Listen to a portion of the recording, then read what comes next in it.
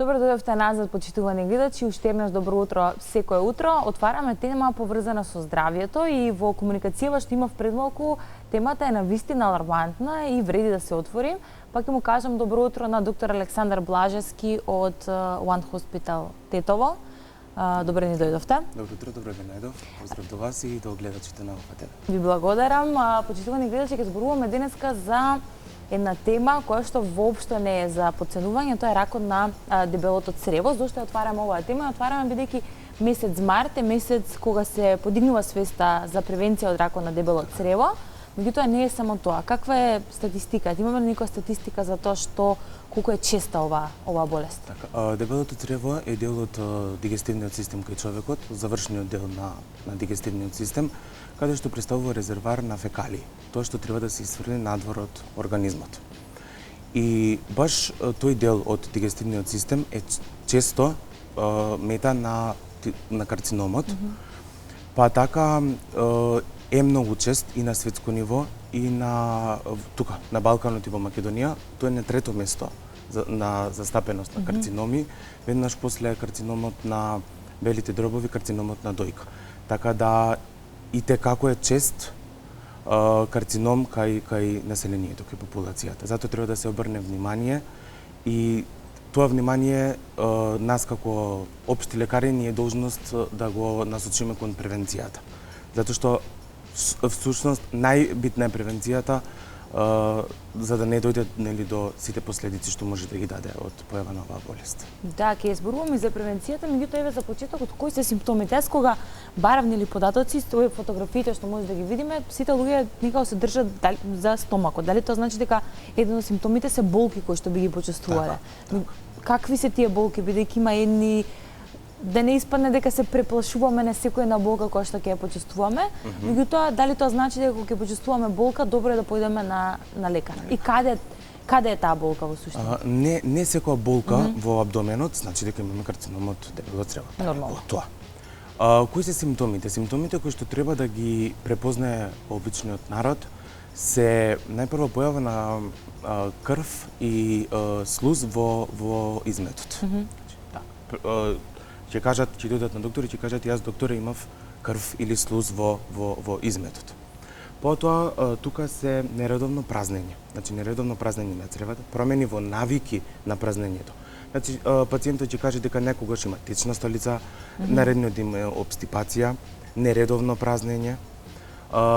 Потоа нагло еден многу специфичен симптом за карциномот на дебелото црево е нагл губиток на тежина. Значи ќе каже дека брзо за месец-два изгубил многу килограми. Потоа анемија. Често во крвната слика кај овие пациенти може да се најде анемија. Потоа една општа малаксаност, еден општ умор на телото, ќе каже дека нема сила како порано. И сето тоа е алармантно да се појде на лекар. Ништо не е страшно да се каже, не треба да се има срам пред докторот. Докторот е за тоа, за да се превенира оваа заболување. Треба да се оди и отворено да се каже сите овие симптоми, да му се кажат на докторот за да понатаму он постапи според неговите знаења. И сега се отворено како да речеме дека сум пациент, затоа ќе го поставам ова прашање, бидејќи кога за жал од луѓе кои што знам дека имале проблем со ова заболување, најчесто она што го кажавте крв во изметот. Најчесто викаат не, најверојатно ништо не ми е, станува збор за хемороиди. Да. Значи како да препознаеме крварење од хемороиди и како да препознаеме крварење кое што можеби е рак на дебело црево? Точно, сето тоа често се мешаат тие некако две. Луѓето го мешат за да секој се надева на подобрата диагноза на првото дека тоа се хемороиди, меѓутоа секое крварење од дигестивниот систем треба да се испита. Има ли разлика во бојата првенствено? Бојата е обично црвена, свежа. Свежа.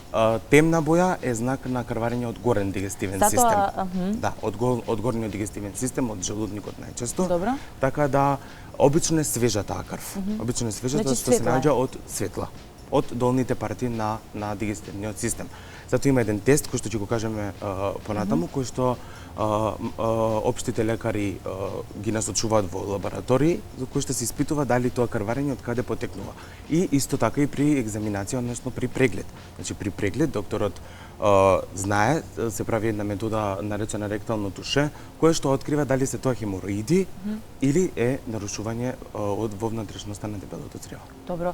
Има ли начин како рано да ја препознаеме болеста, бидејќи претпоставувам дека тука знае да биде агресивен, бидејќи на трето место Така е. знаеме еве да ги помешаме симптомите како рано. Што е она што првенствено, дали има некој таков сигнал кој ни го дава телото? Превенцијата иде како е многу битна за ова заболување, како и за сите други, Што треба меѓутоа да за ова направиме за да превенираме?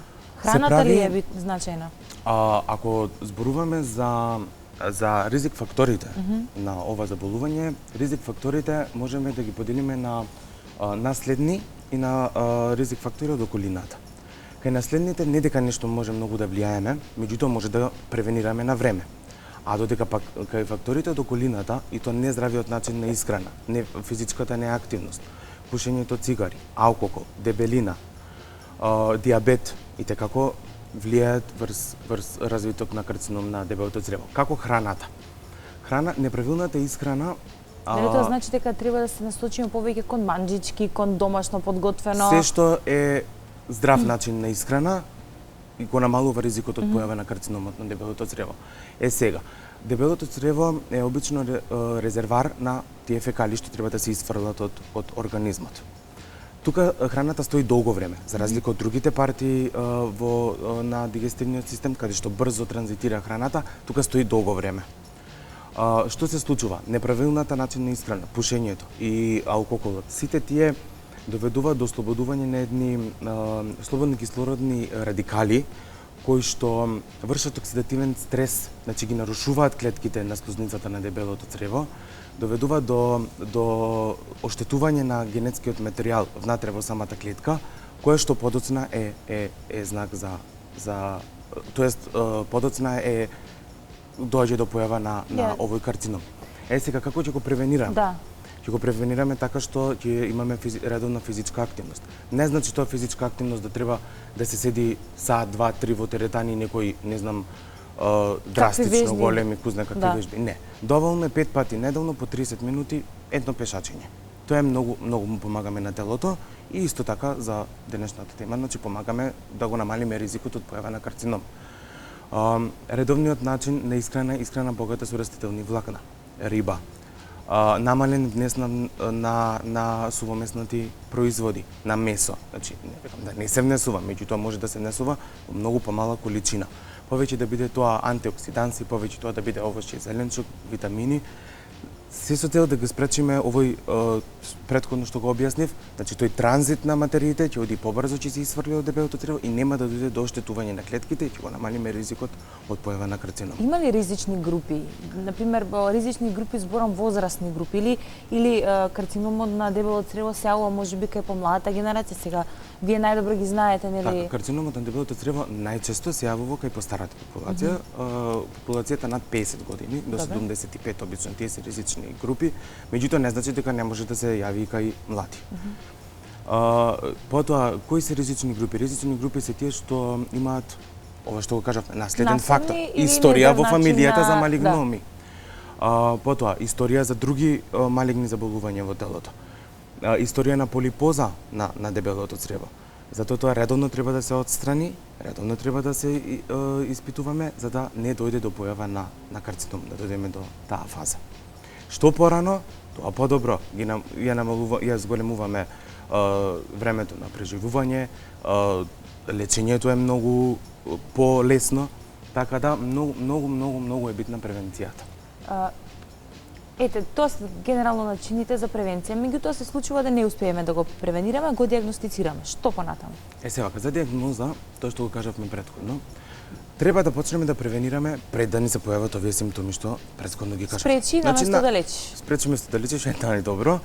И што е сега тука битно? Да почнеме да превенираме пред да се појават симптоми, значи кога сме здрави.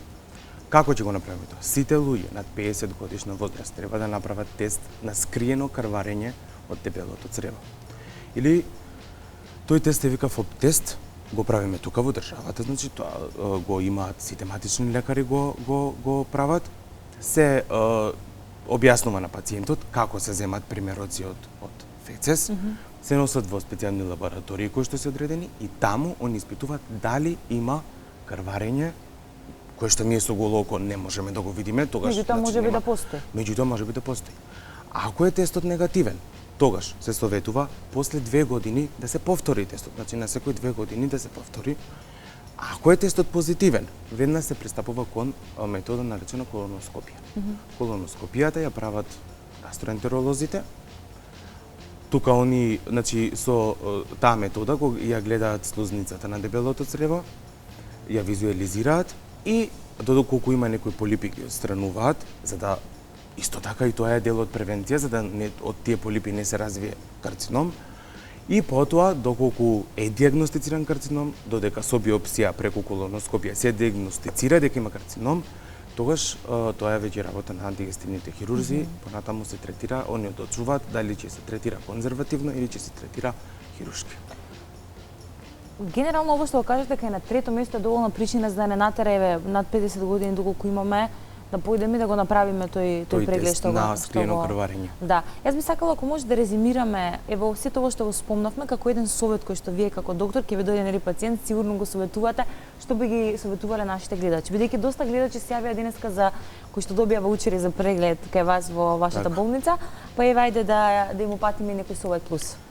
Би ги советувал да го направат овој тест на време, поготово тие ризични групи над 50 години.